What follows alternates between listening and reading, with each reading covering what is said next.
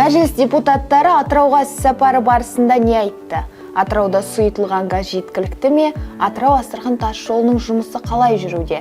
Осы және апта шеңберінде орын алған өзге де айтулы оқиғалар мен басты жаңалықтарды назарларыңызға ұсынамыз. Студияда Ақтын Серікқызы. Мәжіліс депутаттары іс-сапармен Атырау облысында болды. Қазақстан Республикасының парламент мәжілісінің депутаттары Бақтықожа Салахаддинұлы Ізмұхамметов пен Ермұрат Сейтқазұлы Бапи жұмыс сапарымен Индер ауданында болды. Олар Аманат партиясының аудандық филиалында ауданымыздың аға буын өкілдерімен кездесіп, ұсыныс пікірлерін тыңдады.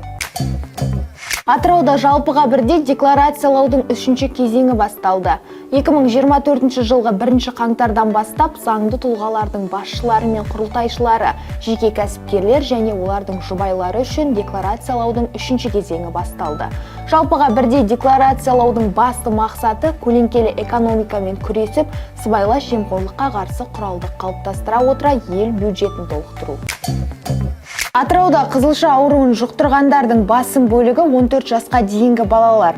Айта кетейік, Атырау облысында осы күнге дейін 2446 адамнан қызылша диагнозы анықталып расталған. Атырау-Астрахань тас жолының 101 шақырымы аяқталды. 2023 жылы республикалық жолдар бойынша Атырау-Астрахань тас жолының 101 шақырымының құрылысы аяқталды. Ал облыстық маңызы бар жолдардан Индер, Қарабау, Миялы, Сағыз жолы қайта жаңғыртылуда. Бүгінге дейін 41 шақырым жол қайта жаңғыртылды. Атырау мұнай өңдеу зауытына жаңа басшы тағайындалды. Ғалымжан Жусанбаев Атырау мұнай өңдеу зауыты жауапкершілігі шектеулі серіктестігінің бас директоры болып тағайындалды. Атырауда сұйытылған газ жеткілікті ме? Өңірдің 34 газбен қамту ұйымына сұйытылған газ тасымалдана бастады. Бұл туралы облыстық энергетика министрі мәлім етті. Аймақтың ішкі нарығына 7417 тонна сұйытылған газ бөлінді. Айта кетейік, өңірде бөлшек саудадағы газ бағасы 54 теңгені құрайды. Биыл 36 мыңға жуық атыраулық жұмыспен қамтылмақ. Биыл облыста 2021-2025 жылдарға арналған кәсіпкерлікті дамыту жөніндегі ұлттық жоба шеңберінде жұмыспен қамту шараларымен 35,7 мыңнан астам адам қамтылмақ. Сондай-ақ олардың 9348-і тұрақты жұмыс орындарымен, ал 5799-і бюджет есебінен қаржыландыратын уақытша жұмыс орындарына жолданады. Атырауда 9 мәдени нысан салынуда. Қазіргі таңда Құрманғазы, Қызылқоға, Махамбет, Исатай, Жылой аудандарында барлығы 9 мәдениет үйінің құрылысы жүріп жатыр. Атап айтсақ, олар Құрманғазы ауданындағы Азғыр ауылындағы 100 орындық, Көптоғай ауылдық округіндегі және Бірлік, Бөкейхан ауылдарындағы 300 орындық мәдениет үйі. Сонымен қатар Мұқыр ауылында 400 орындық, Қарабау және Нарын ауылында 300 орындық, Сарытоғай ауылы мен Тұрғызба ауылында 200 орындық мәдениет үйінің құрылыс жұмыстары жүргізілуде.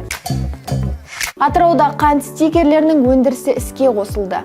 Тек Атырау емес, жалпы Батыс Қазақстан үшін бірегей бизнес жоба құру идеясын жергілікті кәсіпкерлер қолға алған.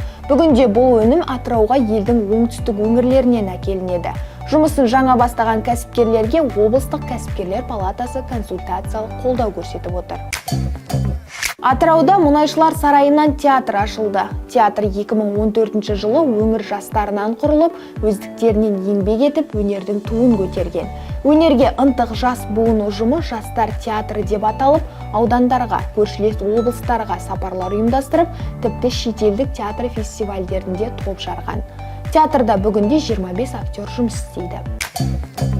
Апталық жаңалықтар легі осындай. Арнамызға тіркеліп, үліп басып пікір қалдырыңыз.